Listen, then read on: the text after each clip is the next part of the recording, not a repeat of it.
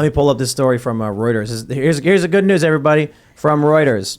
EU aims to team up with defense industry to speed up ammunition output. Oh, that's good news. I mean, I personally don't mind it. I'm having a hard time finding gold .556, so. Hey, okay, if Europe starts producing, we can import. You know? The European Union aims to join forces with the bloc's defense industry to speed up and scale up the production of ammunition badly needed on the battlefield in Ukraine and to replenish military stocks at home, its chief said on Saturday. Make no mistake, ladies and gentlemen, this is World War III. Will it escalate to the point, will it escalate to a conflict outside of Ukraine is the question.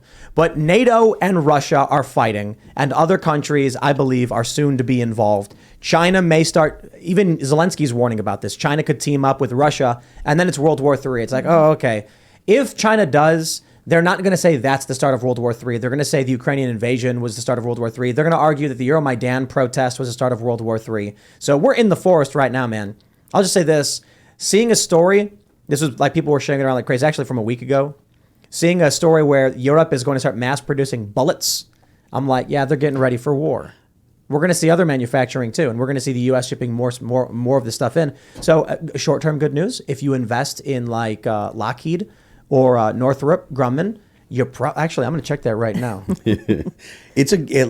I mean, this is an evergreen statement, but it's a good idea if you're a firearms owner to make sure that you have, a sufficient amount of ammunition for each of your firearms. So if you've got multiple firearms in multiple different calibers, you need to get some ammunition for all of the calibers. Lockheed's up 9% over last year. There you go. It's a little bit above, average. That's outperforming the market too. Right. The market's down. But 9%. All right. What do we got? Like Northrop? How are they doing? Is that publicly traded? Oh yeah. Sure. There we go. Northrop Grumman. How are they doing? Let's see. In the past year, they're up 4%. So big spike. They actually dropped down quite a bit. But, it really does seem like, what's another weapons manufacturer I could check? Boeing's up 4%. Oh, they Boeing. dropped down. What happens, you see the spikes and the drops, and I think what happens is these... Well, Boeing 0.65 over the past year. L3 Technologies. I'm getting 4% over the past year. That's weird. $204 per share? Yeah. Yeah, weird. Look at L3 Technologies. Down 43% over the past 5 years. L3? What's L3? L3, they make a lot of laser devices and small arm stuff. Oh, lasers. They're doing really well, or what? No, they're way down. They're down 17%. Oh no. Yeah, we don't need lasers. Phil. You see the spikes and the drops. They'll sell off and then buy back up and do these organized. I mean, it's illegal to do that, but I think that's what happens is they sell off, stock plummets, people panic sell, and then they buy a bunch back up. Unfortunate, but that's what happens when people control the market. My graphene investment's doing real well. And that will continue for the next decade. 28%. Yeah, man. Wow. I'm just waiting for the moment that like these weapons manufacturers come out and they're like, we've made a tremendous discovery in weapons technology, the graphene bomb. And then it's just like the stock jumps. We were talking about making better Like- primer a couple nights ago. And using graphene. Graphene's going to be utilized. Graphene bullets, graphene rifling, all that stuff. It's just, I'm not convinced, but sure. But think about those corporations. There's no war.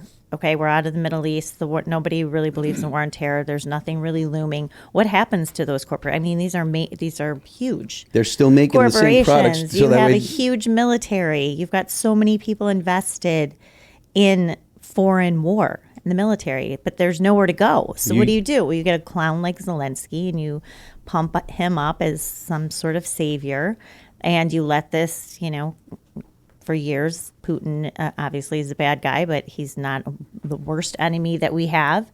And so you manufacture this, and then everybody, I think they thought they could conjure up the old days of, the beating the war drums. It would bring people together and enrich the people who are getting rich.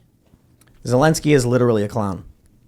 Literally, that's right. Yeah, I'm not saying to be cute or insult him. He was a comedian on a comedy show, and there's like viral clips of him playing guitar naked on stage, or like pretending to be naked. That was going viral. Apparently, pretty funny guy. I don't speak Ukrainian. Yeah, that's fine. He's probably a funny guy.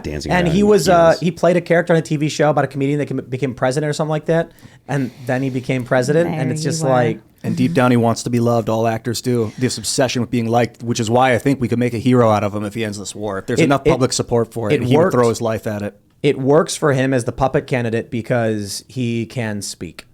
You need someone who can stand up and do the propaganda He can shots act, and everything. that's for sure. Remember those videos that came out that looked like they were CGI'd?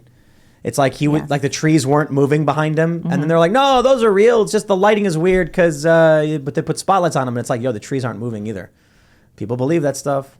Do you think that if we were talking about Trump earlier, that if he ran again, or I think he's going to, or I don't know, has he declared? Trump already He announced declared it. a while ago. I haven't heard from him in about a month and a half, or something like that. So the media is just going to be like, "Hey, Putin's friend's trying to run for president again.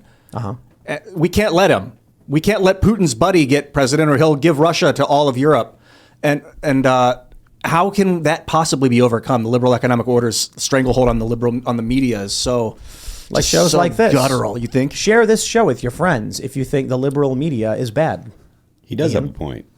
Smooth. It's going to be a rough sell on people because they're going to have to get 51% of the voting population to go for this or something. It's decentralization. Look, man, Don Lemon's melting down because his show is crumbling. CNN's losing whatever grip they had. Zucker's out. These big networks, they're struggling to maintain the narrative. It's almost like we talked about the time machine. What was it called? The two different species of humans. One were like trolls and one were like super smart or whatever. The Morlocks and the, Was it the Morlocks? Eloy and the Eloy? I forget the name Something of the. like that. It feels like that's what we're going because right now, to shout out that podcast again, which is just getting all these viral clips. This woman's like, he asks her, "Are you a feminist?" She's like, "Yeah, I'm a feminist because like the system is, like this. The women should be. I want to do whatever I want, and the system." And I'm just like, holy crap, that's a Biden voter right there. Yes. And then everybody watching here is a Trump voter, maybe some DeSantis voters, because like there's a logical decision to be made about the capabilities of either man, but there's no decision to be made about Biden. Anybody who spends 5 seconds reading is going to be like, this man is not qualified to be president, period. Or I should say, he just be kept far away from office. His brain don't work. Yeah, But what we're getting is these people who are just like, I don't know, like I saw on the TV, they said Donald Trump was Russian and Russia is like in Mexico. And so I don't want a Mexico president. And then you're like, have you seen these Fleckus Talks things they do? I haven't seen the Fleckus Talks, but I know what you're talking about. But I haven't seen the one They go in down particular. and they'll ask a random person, name a country that's name starts with the letter U. And they'll go, Utah? And it's like, I know dumb people exist and you can find them and make videos mocking them. But I'm just growing concerned that, let's talk about the lab leak thing real quick. And then we'll get into it in a bit. It's just like Seamus Coughlin put it really well. Freedom Tunes, guys, shout out. He said, remember when a virus emerged in the city that had a virus factory and it emerged right next to the virus factory, but they called you crazy for believing that it didn't come from the market a few blocks away? It's just like Jon Stewart talked about that, and he was just like, it's crazy. They called him racist and alt-right. There are people that are so dumb that Zelensky can go on TV, and I'm driving down the street in West Virginia, and I see the Ukrainian flags. And West Virginia, Maryland, there are people who, they can't even point to Ukraine on a map, and they're like agreeing with $100 billion in war funding for a country they've never heard of. It's similar to voting against someone, which has been a big problem the last 5 years, is that people want to vote against the guy they don't like. Now, right now, they're fighting against Russia. It's not even for Ukraine. I think the Ukraine flag means we're afraid Russia's going to take over Europe. They've just been scared to believe it. I don't know. I guess the goal with the EU is they want to make it just like the United States. They want it to be a large, centrally controlled block of different economic regions, right? And so the more they can induct other countries into it, Ukraine, of course, they want Ukraine in the EU. The problem is their economy is too bad. So they're going to go with NATO first. Russia's like, no way, I'm not letting you do this. You're basically taking over. You know what the funny thing about Russia is? There's a funny viral video from a long time ago where this woman is like, she's explaining that Russians are Asian. And they're like, no, they're not. And it's like, yes, they are. Russia is north of China. And like, you can't. And then there's another video where like Indian women are explaining that they're Asians because India is in Asia. And then people are like, no, you can't say that. But I remember I was talking to a friend and I mentioned that Russia was in Asia. In fact, most of Russia is in Asia. And then you have like the eastern portion. What is it? To west of that mountain range. The Ural Mountains? The Ural Mountains, so it is? I think so. Yeah. And, west of it is Europe and then east of it. But most of Russia is in Asia. And then I had to explain to them, I'm like, Russia is like 50 miles from Japan, and it's north of China. Yeah. People don't know how big this place is. They don't know what its interests are. All they know is, I don't know, communists from the Soviet era or something. I don't even think that they have a concept of that. I think that it's a far more simplistic view of Russia. It's the narrative is that Russia is among the basket of deplorables, essentially. Obviously Russia is an authoritarian run state, but it's the way that they've aligned Donald Trump, Russia, and essentially anyone that has a dissenting opinion in the United States is smeared with the Russian puppet narrative. Isn't Zelensky getting rid of a bunch of people, though, too?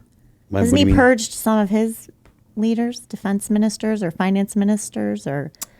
He's doing his fair share, I think, of crushing political dissent in his own country. Yeah, he shut down media. He shut down a television churches network.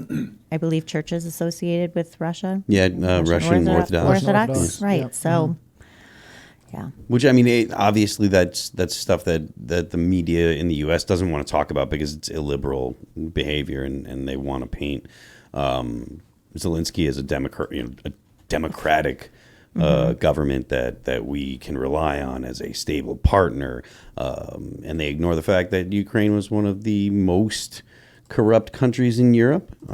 Eastern Europe is terribly corrupt. They didn't handle the transition from Soviet states to liberal democracies the way that the United States did. It was significantly more corrupt and run for the oligarchs, really, that whoever could grab power at the end of the Soviet Union. So the situation in the Ukraine is not, it's not the U.S.'s business. Thanks for watching this clip from the Timcast IRL podcast. Hang out with us live Monday through Friday at 8 p.m. and become a member over at timcast.com for uncensored, members-only shows exclusive. Thanks for hanging out, and we'll see you all next time.